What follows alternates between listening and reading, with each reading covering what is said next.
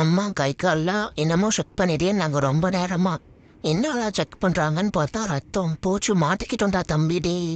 வான உள்ள போய் உறிஞ்சிக்கலாம் நானே தம்பி உறிஞ்சிக்கிட்டோம். டேய் வாங்கடா என்னடா கை கால் தான் ரத்தமா இருக்கு எனக்கு பயமா இருக்கு வாங்கடா நாங்க. அம்மா ஒன்றும் இல்லம்மா. அப்புறம் என் தம்பியை மட்டும் தனியாக கூட்டிட்டு போய் செக் பண்ணும்போது அவனுக்கு உடம்பு ஃபுல்லாக ரத்தம். சரி நேற்று அடிப்பட்டதா ரத்தம் இருக்க போலானா அது இவ்வளோ தூரம் இருக்காது எப்படின்னு அம்மாவுக்கு ஒரு பயம். சரி குளிக்க வச்சு பார்ப்போம் அப்படின்னு குளிக்க வச்சு பார்க்கும்போது என் தம்பிக்கு ஒன்றுமே இல்லை. அவன் நல்லா தான் இருந்தான். நெக்ஸ்ட் இன்னொருத்தன் நானும் ஜாலியாக தண்ணியில் விளாண்டுருந்தேன். சரி குளிக்கும் போது எல்லாம் போயிடுவோம் அப்படின்ட்டு அம்மா செக் பண்ணிட்டு இருக்கும் போது நான் மாட்டிக்கிட்டேன் ஃப்ரெண்ட்ஸ். நானே என் தம்பி விளாண்டுருக்கும் போது லைட்டாக அடிபட்டுருச்சு ஃப்ரெண்ட்ஸ்.